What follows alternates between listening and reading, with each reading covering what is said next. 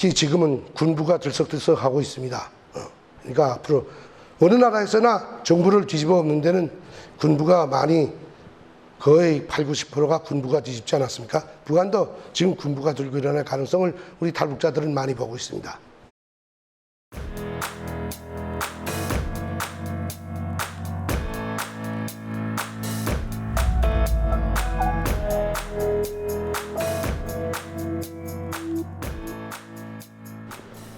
종교 문제입니다. 북한은 종교가 일절 없습니다. 물론 천도교 정우당 중앙위원회도 있고 기독교 중앙위원회도 있고 다 상부에는 있지만 기독교 중앙위원회 위원장도 여기다 김일성 배지를 달고 있고 속 안에는 김일성의 노동당원증을 품고서 한 주일에 한 번씩 당생활 노동당 당생활 총회를 하는 사람들이 기독교 중앙위원회 위원장을 기독교 정우당 당수를 하고 있습니다. 이건 그거하고 성당도 하나 있고 교회당도 한 두세 개 있습니다. 이거는 외국인들을 속이고 그하고 대한민국 목사들 데려다 돈 빼들기 위한 이런 선전수단으로서 대남연락부가 관리하는 교회당 성당이에요. 우선 인간들에게 자유를 주려면 종교의 자유부터 허용을 해야 합니다. 그렇다면 북한은 종교가 없고 교회당이 없고 목사도 없고 신부도 없는데 어떻게 한다? 전 대한민국의 목사 신부들을 데려다 교육주 좀 시키고 북한 사람들을 이렇게 교회당도 짓고 하려고. 북한에 4만여 개의 김일성 혁명 역사 연구실이 고급으로 지어진 것이 있는데 새로 교회당 성당 짓지 말고 거기 가서 김정은이 초상화만 총 내리고 거기다 십자가 모시고 하느니 모시면 그게 그 다음 날부터 성당이 되고 교회당이 됩니다. 이것이 분명 하나님께서 바라는 일이고 하느님께서도 바라는 일이고 그렇게 되기를 지금 바라고 있는 겁니다. 그런데 맨 처음에 지금 2002년도에 왔을 때는 대한민국 교회들이 그렇게까지 썩질 않았습니다. 대한민국 교회 전체를 나는 혹평합니다. 솔직히 말해서. 이제는 10년, 15년이 되다 보니까 웬만한 중형 교회 이상은 좌파들이 몽땅 물갈이해서 깔고 앉았습니다. 그 목사들은 정상적인 신학대학을 4년, 5년 나오고 목사 이거 다 받아서 거의 10여 년 동안 체계를 거쳐서 목사 안수를 받고 신부 안수를 받은 사람들이 거의나 아닙니다. 1, 2년 동안에 해가지고 자기네끼리 해가지고 원로 목사들이 나이가 든 틈을 타서 그 밑에 난짝가 붙어서 알랑알랑 해가지고는 그 원래부터 있던 부목사들을 다 제끼고 원로 목사의 그 눈에 들어가지고는 그 목사를 70이 넘으면 내쫓고 그 교회들을 몽땅 가르치고 앉았습니다. 그래서 대한민국 교회는 지금 원수가 누군지 마귀가 누군지도 분간 못하는 종북교회가 거의나 다 됐습니다. 대한민국 대형교회 목사들이 북한에다 돈 보따리 계속 갖다 주지 않는 교회가 어디에 있습니까? 북한의 그 과학기술대학 최고의 과학기술대학을 대한민국 목사들이 가서 지어주고 지금도 그 관리 운영을 대한민국 목사들이 돈을 줘서 개따가서라니 해서 키워가지고는 김정은의 신자들 충성분자들을 몽땅 양성해 내지 않습니까? 대한민국 신학대학 성공대로부터 시작해서 몽땅 빨강물이 다 든 것입니다. 그래서 여기서 성경책부터 목사님들까지 여기서 좀 모셔다가 북한의 그 병든 몸들을 치유하고 정신을 치유하도록 좀 해볼까 하고 했댔는데 지금으로서는 오히려 대한민국 교회 성당들을 북한 사람들이 내려와서 청소를 해줘야 할 판입니다. 대한민국의 신부들이라는 사람들이 제주도 자기 나라 군대 군사기지 건설하는 걸 반대해서 막 대중을 선동해서 나와 못된 짓을 하고 있고 신부들이 지금 얼마나 못된 짓을 하고 있습니까? 대한민국을 떠받드는 신부가 아니라 대한민국을 멸망하기를 바라는 신부들이 얼마나 많고 목사들이 얼마나 많습니까? 기가하고 김정은 세력을 추종하는 목사들이 얼마나 많고 돈을 얼마나 갖다 바치고 얼마나 못된 짓을 합니까? 하고 자기 교인들 한테는 북한 국민들이 못 살고 어려우니까 도와줘야 한다고 막 우리 막 설교를 해가지고는 돈 뜯어가지고는 돈 모아가지고는 떡에다 주고 떡에다 주고. 북한은 여러분, 북한은 왼수가 아닙니다. 성경 구절에 왼수를 사랑하라. 왼수가 오른뺨을 때리면 왼뺨을 내더라. 이 구절 하나 가지고 이 빨갱이 목사들이 교인들을, 북한은 왼수니까니 그거 도와줘야 된다. 이 도와주면 아들이 이제 걔 도와주려면 돌아선다. 이 가는 게 아닙니다. 김정은 세력은 왼수가 아니라 붉은 공산 마귀입니다. 여러분들 성경 공부하신 분들이 뭐 계시겠지만 성경에 욥기 있죠. 욥. 마귀가 하나님 앞에 내가 당신이 그렇게 심동한, 당신을 심동하는 저 욥이라는 사람을 내가 실험할 테니 두고 보자. 저 사람이 꺾이지 않나 보자. 하니까 하나님께서 마음대로 하라. 그래서 마귀가 욥을 얼마나 실험합니까? 그 재산을 다 작살내게 하고 마지막에 그 자식들 다 작살내게 하고 욥이 그 몸 전체가 몽땅 헌대가 나고 창이 나서는 이제 목숨을 부지 못할 정도로 막 만들지 않습니까? 욥의 친구들이 가서 보라, 네가 믿는 하나님이 그렇게 있긴 하냐? 널 도와주냐? 안 도와주지 않냐? 그래도 넌 지금 믿냐? 그러니까 욥은 하나님이 주신 목숨이고 하나님이 주신 자식이고 하나님이 주신 재산을 하나님께서 거둬가시는데 내가 뭐가 무슨 불평이 있겠느냐? 난 그래도 믿는다. 마지막엔 마귀가 물러섰잖아요. 그래 하나님이 욥한테 그 먼저 가졌던 것보다 더 훨씬 몇백 배 더 대단한 걸 줬잖아요. 북한 저 3대 독재 체제는, 김정은, 김씨 체제는 대한민국을 검토하기 위한 그 욥을 검토하기 위해서 생겼던 마귀와 같은 그런 공산 붉은 마귀라는 거예요.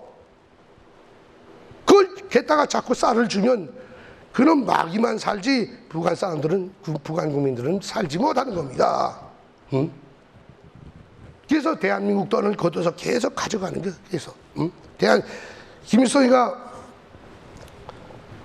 대남 혁명가들에게 한 교시가 있습니다. 처음으로 대중속에 박히기 제일 쉬운 거는 대한 남조선에 나가서 성경책을 쥐고 매 교회에 씹더라. 교회에는 성경책만 끼고 들어가면 누구도 의심하지 않고 다 신자가 되고 다 이렇게 뭐 벗이 되고 하기 때문에 그들부터 깊이 들어가서 침투해가지고 그들을 다 조사해가지고 그들부터 저 정부에서부터 떼내가지고 우리 편으로 돌리는 사업을 하라고 1970년 초에 김일성이가 교수시켜서 대한민국의 대남 혁명을 하는 사람들한테 내린 이 첫 번째 교수입니다. 그래서 교회부터 장악한 거예요. 성당부터 장악했고. 여기 내려와 보니까 김일성이가 참 현명했어요.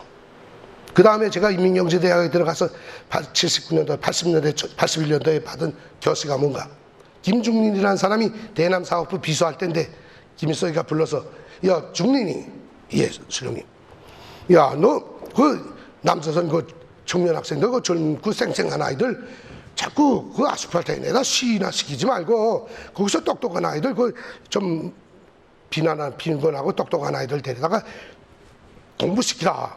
예? 그러니까 공부시키라고.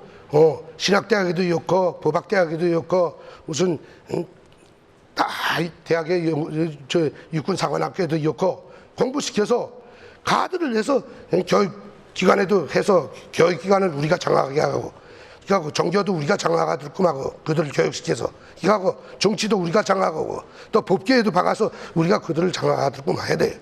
그하고 군부에도 그들을 공부시켜서 박아야 돼. 그렇게 해서 우리가 남조선 혁명이라는 걸 그렇게 간단하게 보면 안 돼.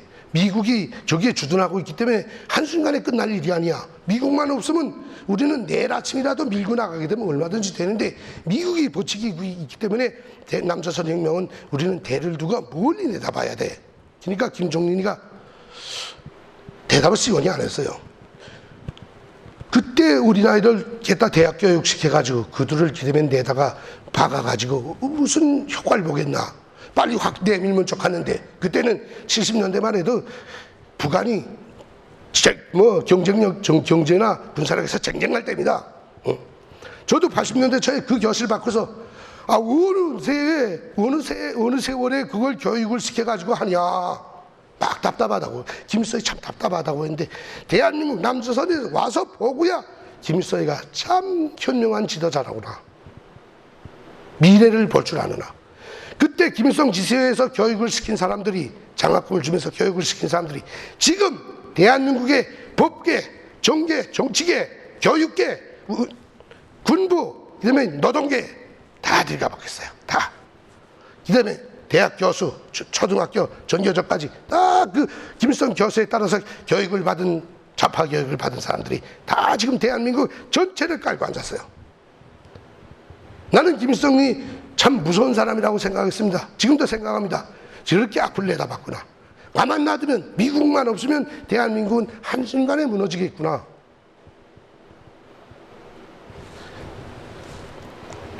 종교도 같습니다. 대한민국에 보십시오.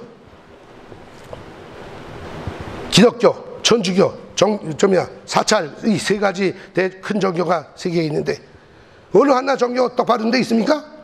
머리 빡빡하건 중들 보십시오.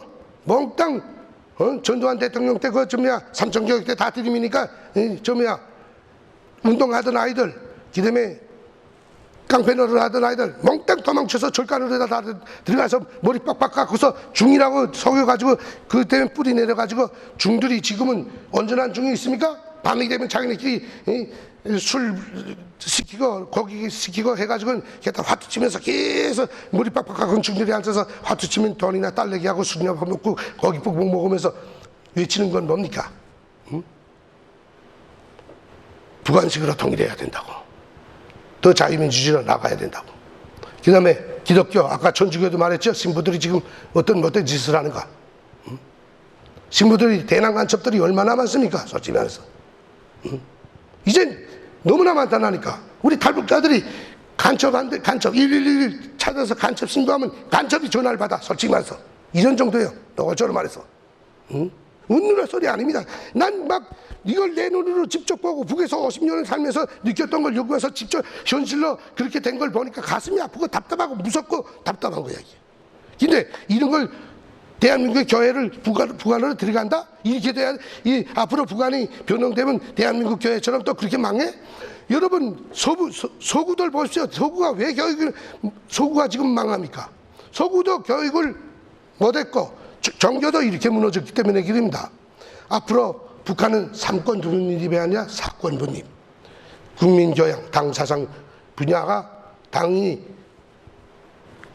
국회를 갈아타게 하지 않고 당은 권력을 주지 않고 당 사상권만 줘가지고 국민들을 교육하고 교양하는 이 권한만 가지도록 꼭 네 가지. 국민교육, 다른 자본주의 나라들이 국민을 교육하고 교양하지 않았기 때문에 나라가 유럽도 망해가고 미국도 점점 변해가고 종교가 망해가지 않습니까? 그 다음에 네 번째 사법, 법. 여기 법학 박사님이 계시는데 북한이 앞으로 지금은 북한의 법이 김일성주의 법으로 되어 있습니다. 북한의 법이 존재합니다. 그러나 북한의 법 위에는 조선노동당이 있고 조선노동당 위에는 김정은이가 있습니다. 북한의 법은 조선노동당과 김정은이를 보호하기 위한 한 가지 도구로서 국민들의 눈에 속이고 국민을 위한 법이라고 하지만은 조선노동당과 김정은을 보호하기 위한, 지지하기 위한 그 도구로 이용되는 그 법입니다. 그렇기 때문에 북한에 분명 앞으로 세상이 변하면 올바른 사법기관을 만들고 올바른 법을 만들어서 정말 김정은이 같은 대통령이나 총리나 일반 밑에서 호미로 농사를 짓는 농민이나 똑같은 법의 통제 속에서 법이 보호를 받는 그런 세상을 만들어야 되겠는데 모르겠습니다. 지금 대한민국 사법부는 사법부 자체가 거기에 사법부 자체는 건물 건물을 안 썩었죠. 법전도 안 썩었고. 그러나 그것을 집행하는 사람들, 판사, 검사, 대법관들, 법관들 다 김일성의 교육을 받고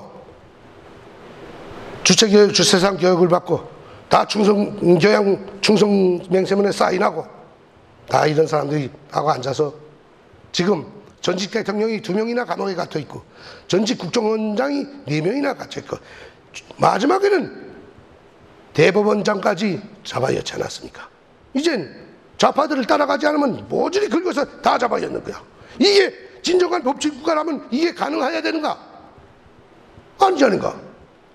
그렇다면 두루킹 김용수는 그거 댓글 조작 수십만 개 해서라니 문재인 대통령 대권이 여기 문재인 정부가 섰는데 그것도 그러면 원칙대로 법관들이 따져가지고 잡아서 탄핵시키고 잡아줘야 옳지 않겠는가? 안 되잖아 지금. 그러면 대한민국 법이 이렇게 한심한 게 이런 게 또 북한으로 들어가야 된다? 이게 참 난감하게. 대한민국에서 가져가야 될 건 경제건설, 박정희식 경제건설 이거 하나밖에 가져갈 게 내가 하나도 없어. 이게 탈북자가 바라본 대한민국의 오늘의 현실입니다.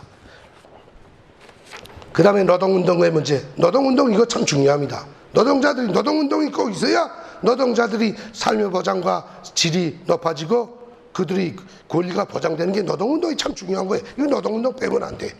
그런데 지금 대한민국의 노동운동에는 몽땅 정치화돼가지고 자기 배때기만 채우고 몽땅 자본가는 없애버리고 북한식으로 그렇게 만들자고 데모하는 자밖에 노동운동이 된 게 아무것도 없어. 이것도 북한이 본받을 게 아니에요. 그 다음에 여섯 번째가 공권력 건설 문제인데, 공권력이면 북한은 아직도 전 세계가 한 개의 나라로 살게는 돼 있지 않고 국경이 형성돼 있고 국가로 돼 있습니다. 국가는 지역별로 형성돼 있고 지역별은 또 개인 가족으로 형성돼 있고, 국가는 자기 체제를 유지하기 위해서 공권력을 꼭 가지고 있어야 합니다. 공권력이 없으면 체제 유지가 안 됩니다. 공권력은 뭡니까? 첫째 군대, 두 번째 경찰, 그 다음에 정보사. 여기로 말하면 국방부, 경찰청, 국정원 이렇게 되겠죠. 근데 이 공권력이 어떻게 재구실을 하는가에 따라서 민주주의 국가로서 발돋움하고 법치국가로서 최고의 법치국가가 되느냐 마느냐 하는 게 이 공권력 문제입니다. 근데 대한민국의 공권력은 지금 벌거벗은 공권력이에요. 무정부주의야. 경찰이 매맞고 경찰이 술주정뱅이한테 매맞아서 경찰서에서 도망쳐 나와야 하는 그런 공권력이 돼버렸단 말이에요. 그러다 보니까 가만 추적해보니까 대한민국은 민주사회라는 게 뭔가 하면 북한의 지시에 의해서 북한의 지령을 받은 자들이 자기들이 활동을 하도록끔 유리하게 만들기 위한 민주주의였지 대한민국 국민들을 위한 민주주의는 아니었다 이거예요. 그래서 앞으로 북한이 개혁개발이 되고 자유시장 체계로 시장경제 체계로 나가고 그렇게 돼도 자유민주주의 법치국가로 만들어 놓고도 공권력 문제는 대한민국처럼 되면 안 된다. 경찰이 항상 실탄을 소유하고 물론 생사람을 쏘면 안 되지만 사건 현장에 나서 경찰이 몽땅 손들어 하면 죄 있는 사람이건 죄 없는 사람이건 누구나 국민이라면 다 경찰의 말에 응해서 조사를 받고 죄 없는 사람은 풀려가고 죄인은 잡들었끔 그렇게 경찰 공권력을 도와주는 성실한 국민이 되도록끔 교육교양이 되고 경찰이 힘이 있어야 나라가 유지되는 거야. 지금은 대한민국 국민들이 경찰을 믿습니까? 안 믿습니다. 믿을 게 없어요.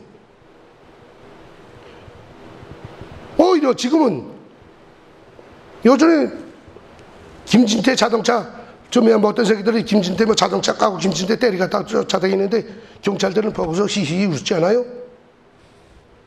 이런 공권력이 있어서 여러분들 경찰 아가씨들 경찰 믿습니까? 지켜줄까요? 아니요.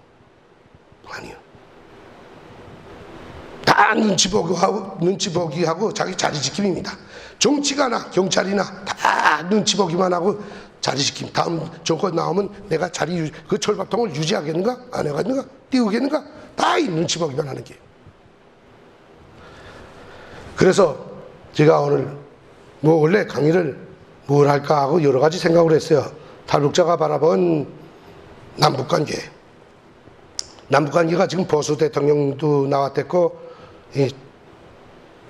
좌파 측 대통령도 지금 나와서 이 두 가지 다 보고 남북관계를 탈북자가 바라보건데 어느 게 옳고 나쁜 거 이걸 이야기하겠는가? 아니면 남북 경제협력의 불합리성에 대해서 이야기를 하겠는가? 아니면 다른 걸 이야기할까? 탈북자가 바라본 시선이 많으니까, 내 3자의 견지에서 바라본 시선이 많으니까 아까 하다 오늘은 북한이 무너지고 김정은 독재 정권이 무너지고 북한 사회를 재건할 때 남조선 대한민국에서 무엇을 가져가야 되겠는가? 내가 살아서 돌아간다면 무엇을 가져다가 대한민국의 모델 중에서 무엇을 가져다가 북한도 대한민국과 똑같이 만들어 가지고 통일을 시키기 위해서 노력을 해야 되겠는가? 이걸 정책으로 삼아야 되겠는가 하는 걸 저는 계속 연구를 하다 보니까 이걸 오늘 여러분들 앞에서 이야기를 합니다. 그래서 최종적으로는 경제 하나밖에, 나는 경제 건설 방법밖에 하나 가져갈 게 없다. 모든 것은 오히려 북한에서 새로이 대한민국에서 내가 와서 보고 좋은 것이 있어요. 대한민국에 분명 좋은 것이 있습니다. 북한이 다 나쁜 거 아닙니까? 북한에도 좋은 것이 있습니다. 이 둘 중에서 나쁜 건 다 버리고 좋은 것만 싹 따서 한반도에 그 체제를 세워놓으면 앞으로 북조선을 비롯해서 한반도가 세계적으로 남북한의 선진 국민이 사는 최고의 살기 좋은 나라가 되지 않겠는가? 이게 앞으로 우리 정치인들이, 경제인들이 북한을 꾸려나가는 데서 해야 될 임무가 아니겠는가? 그래서 여기 앉아 계신 분들은 앞으로 북한이 이제 무너지고 갈 때는 저랑 같이 가서 좀 도와줘야 됩니다. 솔직히 제 안타까움을 여러분들한테 호소했잖아요. 여러분들이 듣고서 저 사람이 생각한 게 옳은 건 옳다, 여러분들의 견해가 또 다를 수 있으니까 나쁜 건 나쁘다 하고 갈라서 좋은 건 받아들이시고 앞으로 저를 좀 많이 도와주시기 바랍니다. 그래서 이것으로서 저희 강의를 간단히 끝내면서, 뭐 간단하진 않은데 끝내면서 질문을 여러분들이 하시면 좋고, 안 하면 제가 여러분들한테 한 가지만 질문을 하겠습니다. 예, 저희 강의는 오늘 이것으로 마치겠습니다. 감사합니다. 강의가 너무 훌륭하시죠? 예. 네, 사실 뭐 저희만 듣기에 너무 아까운 강의인 것 같습니다. 그리고 저는 아까 전에 말씀드리면서 사실 조금 힘을 받은 말씀이 있는데, 지금 북한에서 북한의 동포들이 지금 대한민국에서 중국적인 침묵적인 활동을 하는 사람들의 리스트를 네. 정리하고 네. 예, 대응할 생각을 하고 있다라는 생각을 하면서 그 말씀을 들으면서 이게 우리가 혼자 싸우는 싸움이 아니구나. 우리가 생각하지 못했던 그 북한에서 또 북한의 자유와 해방을 위해서 이렇게 노력하는 그 동포들이 우리와 함께 또 하고 있구나라는 점을 다시 한번 생각하면서 또 힘이 되는 그런 시간이었던 것 같습니다. 그 김태산 대표님께 다시 한번 큰 박수 부탁드리겠습니다. 질문 있으면 질문해 주십시오. 아직도 시간이 조금 몇 분 있으니까. 예, 그러면은 그 질문 있으신 분들 손 들어서 표해 주시고요. 성함하고 소속 간단하게 말씀해 주시면 감사하겠습니다. 예. 네.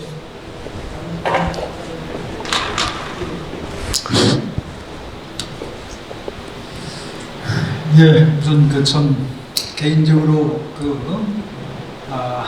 자기가 살아나온 그쪽을 탈출해서 여기 와서 이렇게 여러 가지 고생스러운 여러 가지 체험을 하면서 또 지금 가정을 이끌어가는 데 대해서 대단히 존경스럽게 생각합니다. 감사합니다.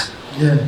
근데 우리 지금 그 사회에서 흔히 이제 가끔 얘기가 김일성 자금이라는 얘기가 이제 가끔 나와요. 그런 얘기를 들을 때마다 어떤 쪽에서는 그 얘기가 마치 그 빨갱이로 더 쉬운 보수 쪽의 일방적인 생각에서 얘기하는 게 아닌가 그런 사람들도 있고, 근데 어쨌든 간에 아까 언뜻 김중민 이런가요? 대남 부서 그런 김일성과의 오래전에 얘기 있는데, 실제 그쪽에서 남쪽 어떤 학생들에게 그 장학생이라는 어떤 그 형태든 간에 장학생 했다는 것은 그쪽에서 무슨 금액적으로나 뭐로나 전달에 대해서 최종적으로 그 학생이 전달됐을 적에 그게 성립되는 거 아닙니까? 네. 그래서 거기서 혹시 그것에 대해서 조금 더 깊은 어떤 아는 바가 계시다면 말씀해 주시면 감사하겠습니다. 네, 참 중요한 질문인데, 이것이 단순한 것 같지만 국가적인 문제입니다.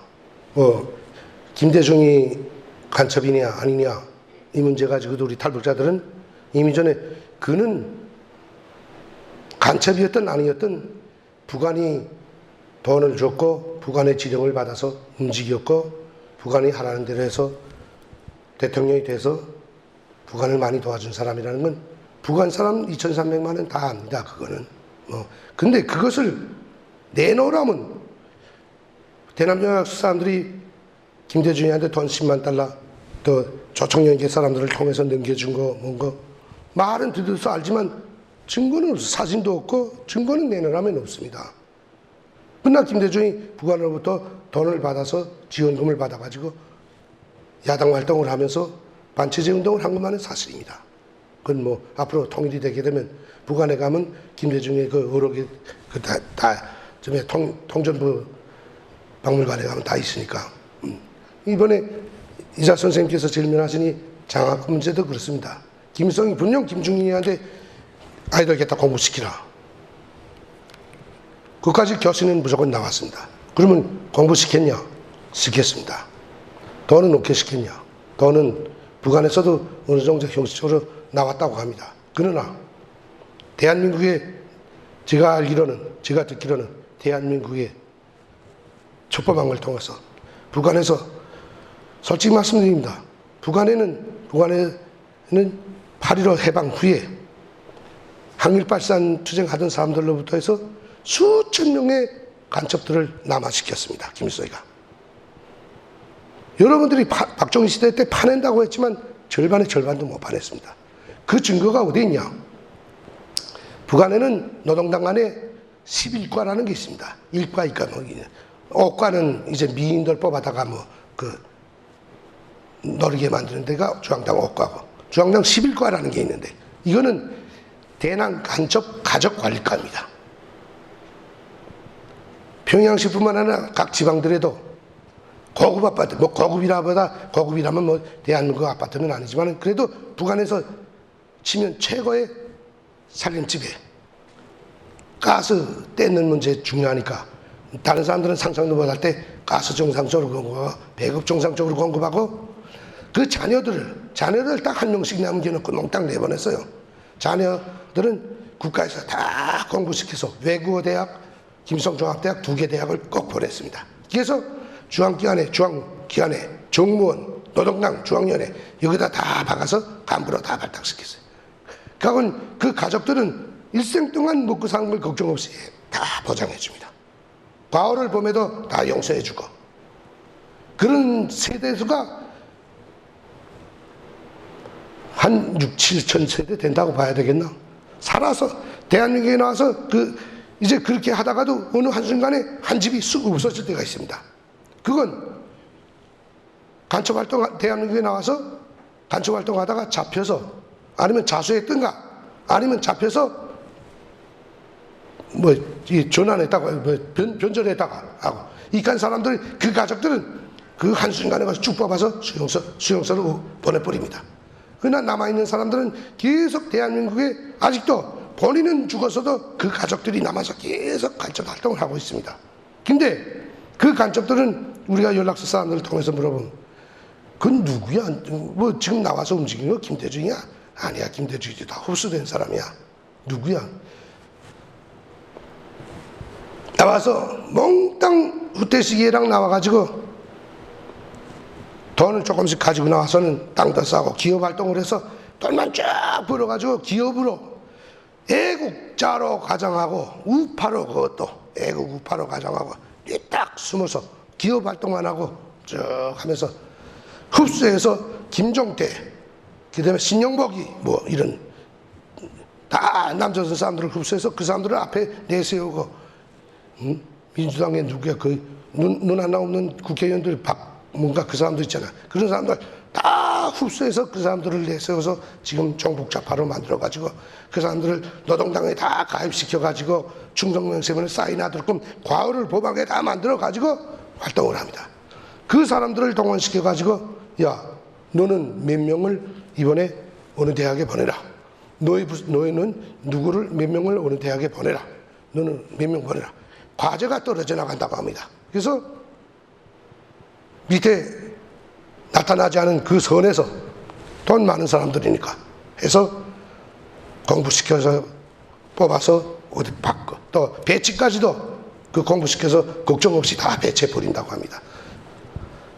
교원대학을 졸업한 사람들은 교육기관에 철저히 조직을 묶어서 전교조를 만들어 버리고 또 대학 교수들도 다 만들어서 다 여서마다 다 박아주는 것까지 그 남조선 사람들 돈으로 남조선 사람들을 교육시켜서 남조선 각 부문에다가 다 박았다고 합니다. 그러니까 그 뭐 돈을 누가 얼마를 주었냐 하는 그 증거는 통일이 돼서 통전사업부 중앙당 당조연의 통전사업부 대남연락부서 그 크게 산골짜기에 저 자성군에 하나 있고 우리 평안북도에 하나 있는 그 문서권을 뒤져 가지고 간첩 명단, 간첩 박은 명단, 그 다음에 충성맹세에 사인한 명단, 조선노동당에 가입한 사람, 그다음에 주사파 그 단체에 가입한 사람, 그다음에 주세사랑 학습조에 가입한 사람, 그다음에 북한에 들어가서라니 돈 남겨주고 아가씨 껴안고 놀다가 나온 목사들, 이거 명단에 다 작성되어 있으니까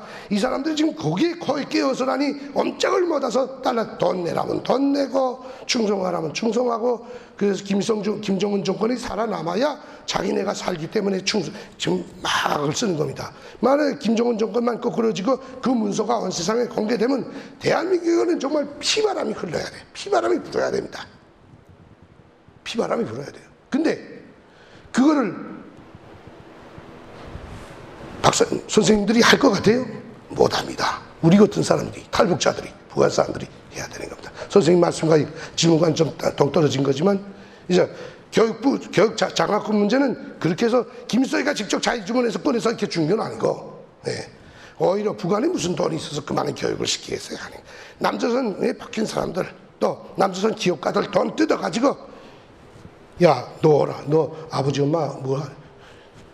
대학 갈 형편이 안 되는 아이들, 이런 아이들, 머리는 좋은 아이들, 이런 아이들 뽑아가지고는 교육시켜가지고는 자기 공부시키고 직업까지 마련해줬는데 충성 안 할 택이 있습니까? 솔직히 말해서 그 안에서 그렇게 안 지원해줬으면 자기는 대학이라는 건 문전에도 못 가볼 그런 가난한 집이 아이였는데 그렇게 만들어주는 거예요. 그렇게 해서 대한민국 사람들 돈으로 대한민국의 욕적을 키웠다는 겁니다. 한마디 말해. 왜? 북한의 조정에 의해서 다 그렇게 된 겁니다. 뭐 다른 건 없습니다. 다른 질문 있으시면 말씀 부탁드리겠습니다. 예, 아주 오늘 감명 깊게 그 강연 잘 들었습니다. 감사합니다. 제가 참 궁금한 게 네. 이 남쪽에서 이 광명천지에 그 머리 좋고 뭐 먹고 사는데 지장도 없고 한자리 잘하고 이런 사람들이 어떻게 그 김일성 주체 사상에 그렇게 심취를 쉽게 하는지 그게 이해가 안 되거든요. 그래서 혹시 거기에 대한 어떤 뭐 의견이 있으시면 좀 얘기 좀 해주십시오. 네. 참 좋은 질문입니다. 저도 맨 처음에 와서 깜짝 놀랐어요. 제 이야기 들어봤으면 성격 알겠지만 성격 참 더럽고 일단 칼 끝이라도 올라섭니다. 뭐 무서운 게 없이 북한에서 정말 시키는 대로 당리 시키는 대로 우리 아버지가 우리 가문은 간부가 하나도 없어요. 제일 저 자강도 평안북도 강계군 산골에서 뗏목을 타던 노동자의 자식이 전데 우리 아버지가 8살 때 죽고 막 그런 걸 날 대학을 데려다 공부를 시켜서 간부를 시켜줬는데 저도 능력상 최고로 일을 잘했어요. 근데 여기 조선노동당 김서희 초상화가 있는 조선노동당 당쪽을 가슴 심장 꼭대기에다 30여 년 동안을 차고서 정말 전 세계를 미주발주 돌아다니면 충성을 하던 사람인데 대한민국에 와서 보니까 그렇게 북한에서 노동당 쪽을 가슴에 차고서 충성했던 나보다도 더 충성하는 김서희한테 충성하는 충성문자가 바로 대한민국에 디디고 쌓였다는 거예요. 깜짝 놀랐어요. 이것들이 아니 대한민국 농민들이 지은 쌀로 대한민국 국민들이 낸 세금으로 로임을 받으면서 일생 동안 살아가는 이 정치가 이놈들이 왜 무엇 때문에 자기한테 아무것도 공부도 안 시켜주고 쌀 한 덜 주지 않은 저 김수희한테 저렇게 충실할까 하는 걸 여러분들 답할 수 있어요? 저는 그게 참, 그래서 이거 같은 한반도지만, 남북이 같은 한반도지만 같은 민족이라고 하지만 이 남조선 사람들 한데에는, 이 종북 주사파 이하들한테는 민족의 다른 피가 흐르지 않나. 사대주의, 이러면 자기 야심을 위해서는 적을 등에 업어가지고라도 자기 족수를 죽이기 위해서 그 날뛰는 그 야심이라는 게 결코 나쁘진 않은데, 남을 이기기 위해서는 자기 막, 체육 선수가 자기가 남을 앞서서 이기기 위해서는 자기가 막 피땀을 흘려서 막 이기는 건 그 야심이 좋은 건데, 정치가들의 이 더러운 야심은 적을 등에다 업고서 자기 동족을 죽이면서까지 하는 게, 이게 대한민국 정치가들이 참 나쁜 버릇이라는 게요. 정말 이자마따나 저보다 충성한, 북한의 조선노동당원들보다 훨씬 충성한 자들이 대한민국에 많다는 거예요. 그 이유는 저도 확실히는 모르겠어요. 이제 어죽하면 종족이 다른 게 아닌가. 더러운 피가 흐르는 종족이 있지 않냐. 근데 대한민국에 와보니까 국민교육, 아까 말했지만 국민교육이 우선 잘 안 됐고, 기하고 자유민주주의라 해가지고서라니 문화, 예술 이런 데서 국민들을 교육하는 사업을 하지 않다라니까니, 그저 자유만 주다 나니까니 자기한테 사업하다가 자기가 일을 잘못해서 망쳐먹은 놈도 정부 나쁘다 굴고, 자기 친척이 하나 뭘 잘못해서 감옥 갔으면 정부 나쁘다 굴고, 다 정부 나쁘다고 그저 나쁜 생각만 가지는 사람들이에요. 결함을 자기한테서 참고 뭔가 감사하다는 마음으로 사는 사람들이 있는 것이 아니라 불평불만만 가득한 사회가 됐다는 거예요. 한마디로 대한민국 사회가. 응? 그러다 나니까니 이걸 틈타서 대한민국에 박힌 간첩들이 그런 사람들을 싹싹 끌어당겨서, 야, 우리 여론 활동을 하자. 김종태, 신영복이 이런 사람들, 그래서 묶어서라니 뭐 통일혁명당 만들어서 뒤집어 엎을 군영하고 그 조직을 묶어서 대한민국을 전복할 조직을 묶었다 지금 간만에 가 있는 이석기 같은 자들, 이거 대한민국 국민들 아닙니까? 다 북에서 내려온 사람들 아닙니다. 이거 다 북한에서 내려온 간첩들이 다 흡수시켜 가지고 선전선동으로 다 이제 앞으로 이제 분명 옛날에는 북한이 셌으니까 그때는 북한이 맨 처음에 이 정부 좌파가 어떻게 생겼냐면 북한이 강할 때 생긴 겁니다. 박정희 시대 때랑은 북한이 좀 강했으니까 잘 사는 것 같았고, 그러니까니 야, 북한은 선전에 능하다 나니까 북한은 세상에서 제일 살기 좋은 사회주의 나라, 뭐 만민이 평등한 나라, 기가 뭐 독재가 없는 나라, 뭐 법이 평등한 나라, 막 이렇게 선전을 하고 막 대한민국에도 막 그렇게 선전을 하다 나니까 대한민국 사람들이 거기에 속았다는 거예요. 어리석은 사람들이. 그래서 간첩들이, 야, 앞으로 김일성 장군님께서 이 대한민국 남조선을 이제 무너뜨리고 먹고 나면 우리 사회가 형성되겠는데, 우리 그 사회를 위해서 너도 같이 뭔가 하자, 이렇게 해서 흡수시켜서 노동당에 가입시키고, 어떤 사람들은 중국을 통해서 또 잠수함 타고 북한으로 데려다가서라니 노동당 그 아지트에다 잡아갖고 서는 석 달씩 공부까지 시켰어요. 그래서 도른 남쪽에 내보낸 사람들 많거든요. 그렇게 해서 친구가 친구를 불끄고, 친구가 다단계식으로 불고 나갔어요. 친구가 친구를 불끄고 자기 위 사람은 뭐 하나만 알고 그 위 사람은 모르게 이게 점조직으로 끓이면서 끓이고 해서 이게 불꺼서 사람들이 이 정부의 죄를 짓게 만든 겁니다. 한첩들이 나와서. 그래서 지금 뭐 원래 뭐 가서 충성 김정은이랑 만나 박정희 같은 거랑은 뭐 가서 개처럼 놀았으니까 그건 가서 그 다음에 촛불 들고 망탕 허접이처럼 나가서 광우병 그 시위 때랑 딸라댕기면 그 뭐 춤추는 아이들은 뭐 철없이고 그러는 것들도 있겠지만은 북한의 코에 끼어놔서 어쩔 수 없이 끌려당기게 만든 사람, 너 그자는 공개시켜서 너 처벌받게 만든다라고 원포 놔가지고 끌고 다니고, 그렇게 해서 대한민국에 말하자면 간첩들한테 코에 끼인 사람들, 간첩들한테 코에 끼고 흡수된 놈한테 또 코에 끼고 코에 끼고 코에 끼고 해서 다단계처럼 그 새끼가 많이 늘어난 거예요. 어떤 사람들은 뭐 대한민국에 뭐 몇십만밖에 안 된다고 하는데 아이고 몇십만, 우리들 생각에는 100만 몇백만을 초월합니다. 그런 자들을 그렇게 만들어놨어요. 그러니까 북한에 돈보따리 지고 들어갔던 목사들 거기 가서 거기서 뭐 여자를 들이밀어서 코를 끼던 이렇게 코 끼어가지고는 들어가서 대한민국에 나와서 활동하도록 그럼 다 계속 임무를 줍니다. 너 밑에 조직 꾸리라. 조직 꾸리라는데 반응용 조직 꾸리라고 하는 게 아니라 돈 바치는 사람 꾸리라고 이런 식으로 만들어요. 목사한테다가 반정부 조직을 꾸리라고 이렇게 지령 주는 게 아니라 목사님 후원자들을 많이 와가지고 뭐 좀 우리 후원하게 하세요. 그래서 후원자들을 끌어모아가지고 목사님이 조직 꾸려서 하는데 돈 안 낼, 좀 돈 많은 자본가들은 그 교회 다니는 사람들은 돈을 내거든요. 그러면 목사들은 또 가는지 합니까?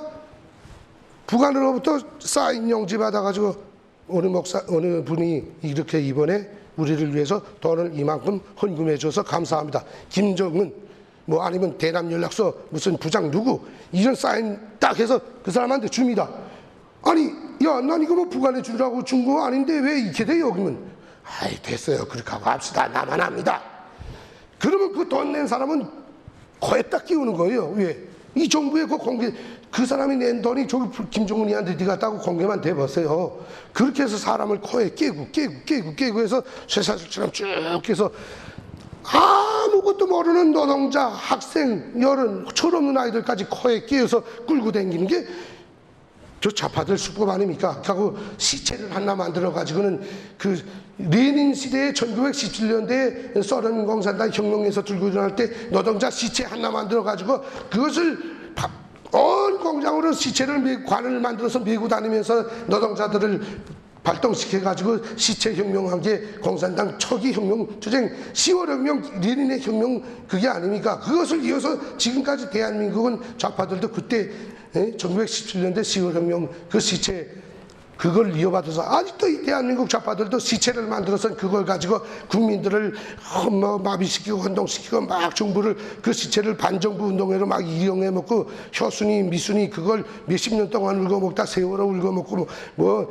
물대포 맞아서 때려 죽이고도 그것도 물대포 맞아 죽었다고 이용해 먹고 근데 우파들은 시체가 나와도 이용도 못해 먹어요. 참 모르겠어요. 나도 모르겠어요. 대한민국은 어쨌든 판가리가 한번 나야 됩니다. 아마 날 겁니다. 감사합니다. 네, 질문 하나만 더 받겠습니다. 유익한 강연 감사드립니다.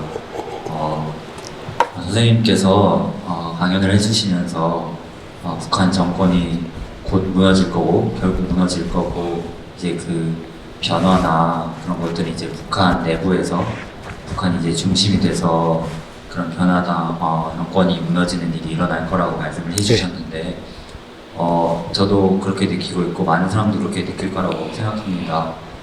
최근 들어서 이제 탈북자 수들도 계속해서 증가하고 있고 그런데 제가 궁금한 것은 제가 보고 있는 자료나 그런 것들에 따르면 탈북자들은 늘어나고 있지만 탈북하시는 분들 중에서 뭐랄까 지도층에 있는 분들은 그렇게 많이 못 보는 것 같아요. 최근에는 이제 예를 들어 태영호 공사님 같은 분들이 이제 망명을 하셨는데 그런 케이스들이 제가 봤을 때는 적다고 생각을 하거든요. 그래서 선생님께서 보셨을 때는 그 북한에서 이제 내부에서 정권을 향한 불만이나 그런 변화가 있다고 하셨는데 그게 이제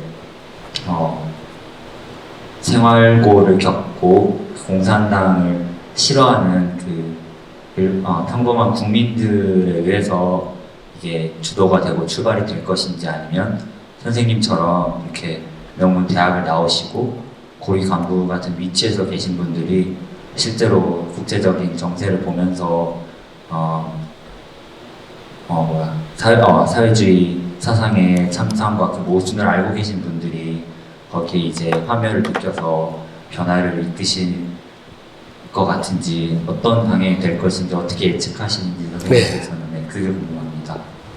물론 뭐 미래를 예측하기는 어렵습니다. 그러나 북한에서 제가 50년을 살았다고 하지만 북한 전체를 미래를 예측하기는 어려운데, 앞으로 북한이 무너지는 건 첫째로 외부의 힘에 의해서 무너질 가능성이 크다고 저는 생각을 합니다. 지금 미국 트럼프 정부가 들어와서 한반도 주변과 이 대한민국 한반도에 지금 무력을 굉장히 집중시키고 있고, 지금 부산항에 제주도 쪽에 영국의 칼빈슨호 하나밖에 없는 항공모함도 들어왔고, 프랑스에 있는 항공모함도 지금 들어와 있고, 미국의 초대 항공모함 넘버1이 지금 들어와 있고, 그 다음에 괌 쪽에서 북한을 폭격하기 위한 호주, 일본, 미국 군대의 북폭 훈련이 지금 진행되고 있고, 그리고 앞으로 이제 2월 28일, 3월 1일부터 이제 또 대규모적인 북폭 훈련 또 진행하고 있고, 지금 그 다음에 저 오키나와 쪽에는 미국의 네이비실 특수부대, 말하자면 암살 부대들이죠. 최고로 무서운 이거, 그 다음에 영국의 특수부대 다 들어와서 지금 김정은이 뭐가지 노리고 있고, 겉으로는 북미 회담이요, 뭐요, 평화회담이요 이렇게 가는 것 같지만, 미국은 너 그게 우리 미국이 하자는 대로 안 할 때는 너를 무조건 죽일 것이다 하는 지금 자세로 군사를 총동원해서 미국 역사에 유례가 없는 군사를 지금 동원시켜서 대규모 훈련을 하고 있습니다. 근데 작년도 2월 달부터 이걸 진행하다 나니까 이젠 훈련에 참가한 미군들 자체부터가, 야 이거 트럼프 너 뭐 하는 거야? 힘들어 죽겠다. 이거 훈련만 하고 때리지 않고 뭐 하는 거야 지금? 안 때릴래? 안 때리면 우리 도로 돌아가겠다. 막 이렇게 항의가 들어오고, 미국 공화당 내에서도 야 이번 저번 싱가포르 회담처럼 그렇게 망신시키는 회담을 할 바에는 하지 말라. 우리 미국 초대 국가가 도대체 국제관계도 외교관계도 없고 조그만 나라 독재국가에 가서 뭐하고 회담이냐, 다시는 하지 말라, 막 이렇게 압박이 들어오고 있고, 정세는 미국 트럼프가 할 수 없이 북한을 때리는 경우로 조건으로 갈 수 있도록 정세는 거의 다 무르익어 가고 있습니다. 물론 결과를 어떻게 장담할 수 없지만, 그렇게 되면 북한이 무너지는 것이 제일 빠른 방법이고, 둘째로는 북한 국민들이 들고 일어나는 건데, 여기에 이 문제를 시간이 갔지만 점괘부터서 하나 이야기합시다. 참 여기 모인 대한민국 여러분들 난 밉습니다. 솔직히 말해서 여러분들이 여기 모인 분들이 밉다는 게 아니라, 여러분들이 만들어 놓은 지난기한 좌파 대통령들, 김대중, 노무현이, 문재인, 김대중이 노무현이 아니면, 김대중만 아니었으면 내가 이 땅에 지금 여기 서 있을 이유도 없고, 북한 사람들이 저렇게 굶어 죽을 이유도 없고, 아직도 독재사 김정은이가 3대 세습을 받아서 대통령이 될 수도 없는 조건이었습니다. 그때 나는 북한 내각에 있었습니다. 솔직히 내각 산학경공업성에서 책임지도원으로 있었는데, 북한은 1996년 2월 달부터 북한에서 바퀴라고 생긴 건 1개도 안 들어갔어요. 자동차 바퀴, 기관차 바퀴, 비행기 바퀴, 탱크 바퀴, 그러면 공장에 전기 돌리는 전동기 돌아갈 수 있는 건 한 개도 안 들어갔어요. 왜?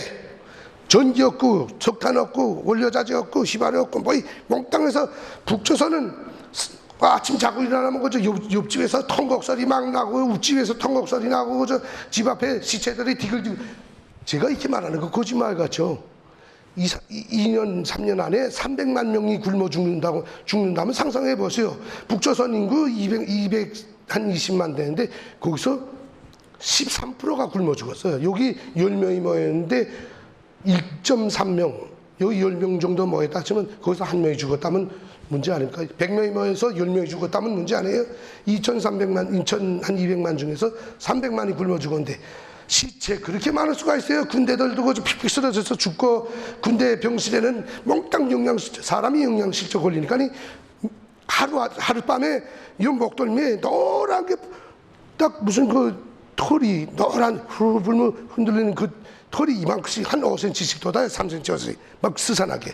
그리고 홍문이가 열리고, 인민군대 100만 명, 한 7, 80만 명이 120만인데 거기 절반 이상이 몽땅 영양실조로 걸려서 병실에 다 쓸어 넣어서 죽은 건 내다 묻고 집에는 소식도 못 전하고 뭐 전투 나갔다 죽었다고 막 이렇게 협잡치고 그래갖고 부모들 한데 가서 먹고 살겠다면 돌려보내고 식량 구하러 보내고 병령이 통통 베고 보초소에 인민군대가 보초 서는 게 하나도 없을 정도로 하고 땅 비행기는 시바루가 군대들이 몽땅 시바루 다 뽑아다가서는 불때 다 식량 바꿔 먹어서 비행기 땅고 몽땅 녹슬어서 다 주저앉고 공장 기업소는 생산이 하나도 안 되고 평양에서 신의주 가는 4시간이면 단둥 넘어서는 이 열차가 5일간을 가야 되고 가다가 섰다 하룻밤 가다가 소문 종전됐으라니 하룻밤 또 있다가 또 하루 정도 섰다 가고 겨울에는 기차 안에서 얼어 죽게 되면 그 시체를 이렇게 내려놓고 가고 그렇게 다 망해가는데 그때 누가 살려줬습니까? 솔직히 말해서 김대중이가 들어오면서 4억 5천만 현금으로 4억 5천만 불 가지고 왔고 5천만 달러였지 자재 가지고 들어왔고 쌀 계속 들이보냈고 사람들이 굶어 죽어서 지금 다 됐다 하는데 남포항에 대한민국 적십자 표식된 쌀포대들이 2만 톤급 3만 톤급 배들이 계속 들어오는 거야. 그러니까 군대 아이들 동원시켜서 군대 그 족지함에 군 남보들 진흙물로 다 지은 그 군대들 그 쌀 몽땅 군대들 뽑아다가서 군대 매겨 살려놓고는 김정은이가 자기 정권 세우려고 3년 동안을 김정은이가 지하에 들어가서 어디 숨었는지 말도 안 하고 무서워서 국민들이 들고 일어날까봐 말도 못하고 숨어 살다 대한민국에서 쌀이 들어가니까 그 쌀을 군대 풀어가지고 군대 매겨가지고 선군정치 나는 군대를 사랑한다 하면서 군대를 확 끌어안아서 선군정치 선포하고 군대로서 국민들을 진압해가지고 저 나라 지금 유지하지 않았습니까? 솔직히 그 생각만 하면 막 지금도 우리는 김대중이를 부관 참시하고 싶어요. 그 다음에 또 노무현 정권 들어서서 그 지원 사업을 계속 연장시켜줬잖아요. 그때 북한 국민들이 들고 일어나려고 하던 건데 김대중이 들어오면서 막 당중앙위원회 선전선동부가 뭐라고 선동했습니까? 이민들이여 보라, 우리 위대한 김정일 장군님께서 이렇게 위대하기 때문에 드디어 미제 침략자들과 남조선 괴뢰도당들이 경제 봉쇄를 풀고 장군님께 항복을 하고 경제 지원을 실시하기 시작했다 하면서 쌀 막 들어왔잖아요. 이게 군대 매개 살키고 당일꾼들 매개 살키고 경찰, 검찰, 보위원 이거 매개 살켜가지고 국민들이 하던 장마당 다 때려 부수게 하고 국민들 딱 모가지 쥐었잖아요. 그렇게 해서 그때 반혁명 세력, 반정부 세력이 다 동원됐던 게 그때 몽땅 잡혀서 김대중이가 들어와서 간첩명단 박정희 시대 때부터 박아놨던 이승만 박정희 시대 때부터 북한에 박아놨던 간첩명단 몽땅 댕겨서 김정은이가 그 간첩 싹 잡아서 다 모가지 잘라 죽였잖아요. 그러니까 누가 어떻게 들고 일어나겠어요? 그렇게 해서 그때로부터 20년이 흘렀어요. 미쳐 죽겠어요. 근데 우파 정권 만들어줬더니 우파 재구실 못하니까 뭐 재구실 할 수가 없어요. 대한민국에 간첩과 장북 좌파가 가득 찼으니까 이제 김진태 아니라 뭐 홍모가 아니라 황모가 아니라 어떤 개념으로 올려놔도 보수 정권 절대로 유지 못합니다. 그만큼 밑에 좌파 세력이 너무 강하고 북한이 살아있고 중국이 살아있기 때문에 결론은 이제 대한민국도 살아남으려면 북한 독재자 죽이고 대한민국을 청소해야 대한민국도 살아남게 생겼어요. 근데 미국이 그걸 청소하려고 지금 움직이고 있고 북한 사람들이 들고 일어나는 문제는 물론 농장원이나 노동자들이 들고 일어나자고 선동을 못합니다. 왜? 그들은 국민을 선동할 위치에 서 있지 않기 때문에 김태산이 같은 뭐 조금이라도 자기 위치에 있으면 내가 해외로 나가 돌아다니고 남조선에도 가버리니까 이런 독재는 없다. 우리 국민들이 들고 일어나서 우리 손으로 독재를 청산하고 우리 제도를 세우자라고 선동을 할 만한 이런 간부들이 동원돼야 되는데 어렵습니다. 솔직히 말해서. 왜? 독재자는 북한 독재자만큼 깜찍한 놈이 없어요. 그 밑에 그래도 군수, 도지사 이런 급들이 좀 들고 일어나야 자기 군내, 도내 국민들을 선동시키겠는데 이 간부들한테 몽땅 도청장치, 자동차에 도청장치, 집에 도청장치, 사무실에 도청장치 해서 계속 실시간 보위부가 감시를 하기 때문에 이거 사람들을 일꾼다는 게 참 간단치 않습니다. 예, 저희들이 지금 보건대는 군부에서 앞으로 들고 일어날 가능성이 크다고 봅니다. 근데는 문제는 뭡니까? 이번에 문재인 정권 들어서서 저 김정은을 또 씹어대고 저 막 빨아대고 그 물자만 안 대줬으면 벌써 변이 났겠는데 문재인 정권 들어서면서 김정은이가 핵폭탄 만들면서 국민 생활은 안중에도 없이 또 굶어 죽기 시작해서 국민들이 막 들썩들썩 하던 건데 문재인 정권 들어서서 또 지금 퍼주면서 김정은이 몸값 올렸잖아요. 그래서 지금 근데 다 미국까지 뭐 북미회담 한다고 하면서 왔다 갔다 하다 나니까 또 지금 현상 유지가 가고 있습니다. 그래서 앞으로 미국이 때리지 않으면 북한 국민들이 들고 나갈 일은 대한민국에서 좌파 정권이 서지 않고 우파 정권이 좀 서면 좋은데 북한 국민들이 우리 친척들이 형제들이 대한민국 우리 탈북자들은 북한하고 전화를 하지 않습니까? 몰래 문재인 정권 들어섰을 때 우리 탈북자들 욕 많이 먹었어요. 북한 사람들한테 친구들한테 친척들한테 야 너는 도대체 뭐 하길래 저 뭐야 좌파 정권을 또 세웠냐? 좌파 정권 소개되면 또 쌀 지원 들어오고 돈 들어오게 되면 간부들, 보위원, 안전원들, 경찰들한테 쌀 줘가 배급 줘가지고는 장마당 단속하고 산에 심어 먹던 거 밭대기 다 뺏고 하게 되면 그 자유마저도 없어지기 때문에 북한 사람들은 대한민국에 이 좌파 정권이 서는 걸 매우 싫어하고 앞으로 여러분들은 어떤 사람들은 북한 사람들 앞으로 볼 낯이 없다. 앞으로 북한 사람들을 보려면 쌀을 지원해 줘야 된다고 하는데 앞으로 쌀을 지원해 줬기 때문에 북한 사람들은 앞으로 대한민국 사람들을 재판할 겁니다. 솔직히 너네 때문에 김정은 정권이 오래 존재했다고. 근데 앞으로 북한이 변하는 거는 미국이 때리지 않으면 저희들은 10년 내에 변한다고 봅니다. 10년 내에 변하는데 간부들이 먼저 들고 일어납니다. 간부들이 들고 일어나도 누구? 중앙당? 아니. 아랫 사람들이 아랫 간부들이 특히 경제 일꾼들이 정치 일꾼들은 너무나 받아먹고 뇌물로 김정은이가 싹 감싸고 있기 때문에 들고 일어나기 어렵고 특히 지금은 군부가 들썩들썩하고 있습니다. 그러니까 앞으로 어느 나라에서나 정부를 뒤집어 엎는 데는 군부가 많이 거의 80~90%가 군부가 뒤집지 않았습니까? 북한도 지금 군부가 들고 일어날 가능성을 우리 탈북자들은 많이 보고 있습니다. 네. 감사합니다. 아까 전에 대표님께서 뭐 질문하실 게 있다고 하셨는데. 이제 한 5분만 좀 합시다. 이제 간단하게 얘기했는데 대북 지원 문제입니다. 여러분들은 아까 말했지만 북한 동포들을 위해서는 줘야 한다고 하는데 북한 동포들이 대북 지원을 바라지 않는다고요. 왜? 이제 말했지 않습니까? 우리가 탈북자들이 이명박 박근혜 정부를 왜 지지하나?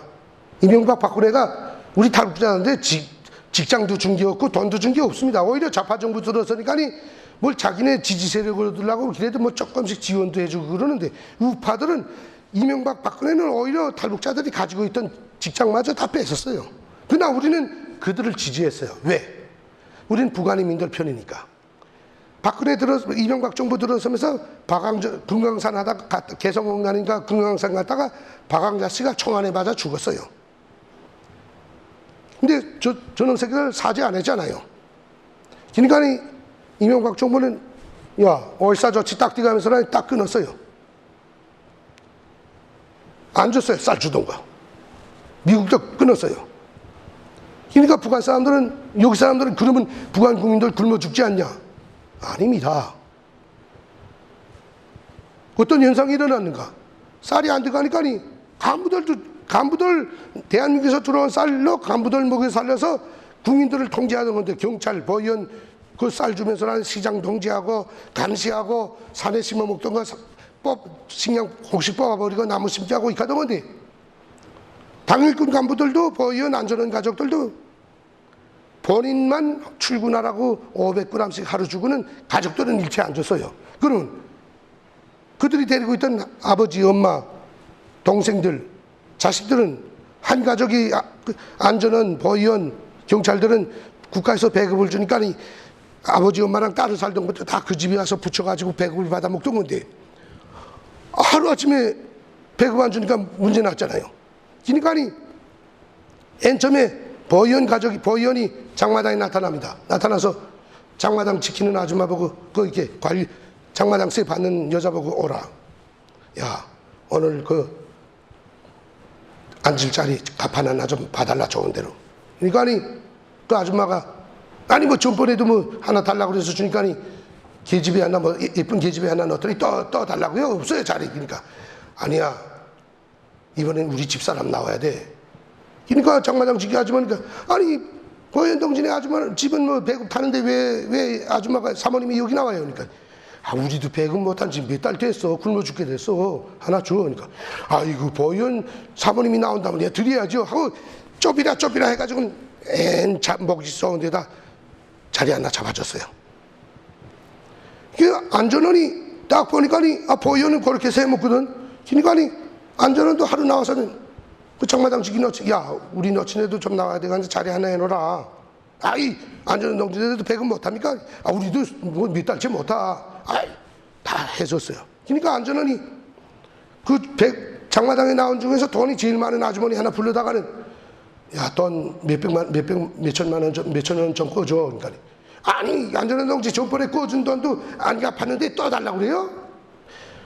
그거 갚겠는데 우리 와이프가 내일부터 장마당 나와야 돼가는데 미천이 없으니까 장사를 못하잖아. 그래요? 장사하려고요? 그럼 꺼주죠. 보위원 아주머니도 안전원도 당일꾼 가족도 다 가족들이 장마당에 나와요. 다 돈 구워가지고 미천 받아가지고 장사를 시작했어요. 그러니까 그 전에는 이명박 박근혜 정부 전에는 보위원 안전원들이 다니면 장마당 단속하고 남조선 상품, 중국 상품, 외국 상품은 뺏어가고 술 뺏어가고 담배 뺏어가고 막 통제하고 막 이러던 건데 안전한 보위원이 오히려 장마당을 보호해 주는 거예요. 꽃제비들이 댕기단 뚝막 채가지고 뛰는 놈도 있고 와서 돈 내라고 깡패들이 와서 이렇게 하는 것도 있는데 경찰이 총 차고 떡 나타나서 야 이 새끼야 너 와. 이 새끼 못 사는 너 새끼는 일 안 하고 못 사는 그 아줌마들 겨우 하루에 몇 번 본다고 그거 빼들어 이 개놈 새끼야.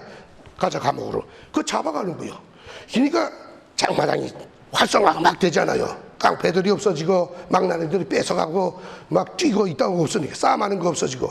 그러니까 옛날엔 일반 시민들이 적이었던 안전원 당일권 보위원들이 친구가 되는 거예요. 그러니까 산에도 곡식을 심어 먹는데 안전원에도 보위원에도 산에도 떼기밭을 일커가지고 같이 심어 먹고 안전원 보위원 할아버지 할머니들이 가서 그 곡식을 심어요. 그러면 밤에 어떤 놈들이 와서 자꾸 채가는데 이 안전원들이 낮에는 들어가자고 밤엔 권총 차고 그 산을 가서 지켜주는 거예요. 그러니까 동네 사람들이 얼마나 좋겠어요. 안전원이 이렇게 지켜주니까. 흘러본데 문재인 정부 들어서서 쌀 디가니까 도루묵이 되잖아요. 안전원들한테 보위원들한테 쌀도 배급 주면서 너네 가족 부인들 장마당 나가던 거 있지? 그 철수시키지 않으면 너 별대 가서 할 수 없이 철수시키는 거예요. 장마당 단속시키는 거예요. 또 산에 심어 먹던 거 못 심어 먹게 하는 거예요. 그러니까 대한민국의 보수 정권이 선이냐 좌파 정권이 선이냐에 따라서 북한 주민들 속에 자유가 오느냐 통제가 오느냐 이 두 가지 갈림길이에요. 그래서 우리 탈북자들은 북한의 대북 지원을 하면 안 된다는 겁니다. 쌀이 안 돼가면 북조선 사람들한테 김정은이도 자기가 쌀을 못 주니까 너네끼리 벌어먹으라고 내쳐주는 거예요. 그런 북조선 사람들이 중국에서 밀수라든 일본에서 밀수라든 남조선 상품도 어떻게 돼가는지 많이 돼가요. 우리 탈북자들이 막 서포로 중고 상품들 옷, 신발 뭘 보내주니까 많이 돼가거든요. 그것도 장마당에서 마음 놓고 팔 수 있잖아요. 그렇게 해서 자유롭게 장사도 하면서 살 수 있는데 대한민국의 좌파 정부가 들어서서 쌀을 주고 돈을 주게 되면 북한 사람들의 이 자유가 없어지는 거예요. 그래서 우리는 그래서 주지 말라는 거예요. 그 다음에 약 디가고 우유 디가는 거, 우유가루랑 디가는 거 있잖아요. 여기서 약이 디가면 신유주에서 넘겨주는데 관련 부서에서 나와서 약 뭘 몇치안 넘겨받았으면 하고 사인만 해주면 보냅니다. 그 약이 어디 쓰이는지 이 남조선에서 약 지어주는 사람들은 모릅니다. 오직 여기 사람들은 그 단체를, 북한 지원 단체를 묶어가지고 돈을 걷어가지고는 자기네도 그거 가지고 거기서 로임 1년에 한 연봉이 거의 1억씩 되도록 그럼 얻어 처먹으면서 그 돈 걷어가지고 거기서 약 몇 박스씩 싸가지고 뒤다 줍니다. 그러면 이 사람들은 북한에서는 요거 뜨거치는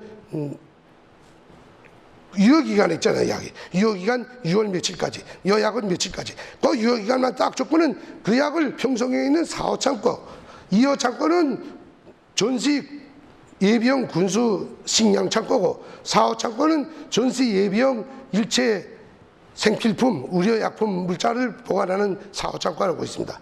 여기다가 쑥 잡아줬습니다. 무조건. 인민들한테 각인 뭐 우유가루요, 약이요 하나도 안 갑니다. 그러다가 이제 관련 부서놈들이 이거 뜯어 먹어야 되겠으니까 이거 6월 말까지 한도 기일이니까 한두 달 앞섰으니까 이거 이제 내야 되겠다 하면 정부에다가 요 약을 풀어서 유효기간이 다 됐으니까 풀겠습니다 하면 사인에 나오게 되면 그 다음에 그 박스 채 꺼내가지고는 자기도 한 박스 가지고 또 자기네 고일놈한테 간부들한테도 한 박스씩 주고 하면 그 약들 기대면 그 가진 놈들은 장마당에 내가 막 팔아서 돈 굉장히 챙기자. 그러니까 대한민국 약이 얼마나 좋은지 중국 건너가게 되면 이 결핵약 같은 건 한 박스 없어지는 건 그 통짜로 한 박스씩 없어져요. 그렇게 잘 팔려요. 솔직히 말해서 대한민국 약품들이. 응? 근데 대한민국에서 공짜로 준 거니까 그저 그 가진 놈은 그저 행자하는 거예요. 그렇게 해서 그 약이 이제 각 병원으로 내려가게 되면 내려가면서 뜯어먹으면서 점점 내려가면 100박스를 풀었다면 병원의 밑에는 반의 반 박스 정도 도착하는 거예요. 그러면 진료소장 병원 원장들이 자기가 또 어느 정도 가지고 그다음 의사들을 배급을 못 주니까 약을 팔아서 먹고 살라고 약을 노임 대신 대한민국에서 들어보낸 약이 들어갑니다. 의사들한테. 그래서 뭐 김태산 폐결핵 뜨거친 약 처방하고는 처방까지는 무상으로 하는데 약이 없잖아요. 국가가 만든 게 없으니까. 그러니까 의사가 팔아주고 장마당에 가서 싸먹게 합니다. 그 의사가 장마당에 내놓고. 그래서 대한민국에서 준 약은 북한에 가서 백성들은 거의나 못 먹어요. 내일 아침에 먹을 쌀 돈이 없는데 뜨거진 그 6개월 이상 먹어야 이 폐결핵 되는데 6개월 먹을 약을 쌉니까? 못 쌉니다. 그 다음에 제일 문제는 낱개로 파니까 포장 단위로 팔면 모르겠는데 안에 있는 거 요라식 포장된 거 낱개로 팔다 나니까 유효기간이 6개월 아니라 1년 넘어간 약도 그냥 밀가루 그저 그냥 팔리는 거예요. 밀가루. 약 효과가 아무것도 없는 것이. 이해가 되죠? 그러니까 대한민국에서 아무리 약을 주고 지원을 해줘봐야 일반 국민들한테는 아무런 것도 없어요. 오직 꼭대기 놈들만 살찌우는 기름이다. 그래서 우리가 피를 물고 주지 말라고. 남조선 사람들 제발 좀 그따위 새끼들한테 대북 지원한다는 새끼들한테 속아서 돈 주지 말라는 게 제 자식이나 좀 올바로 키우라고. 한마디만 그러면 여기에 덕거로인들 그 소녀가정들 가들이나 좀 갖다 지원해 주지 북한 사람들 돕는다고 하면서 기별도 가지 않는 짓거리 제발 좀 하지 말라는 겁니다. 한마디 말해. 제발 이상입니다. 감사합니다.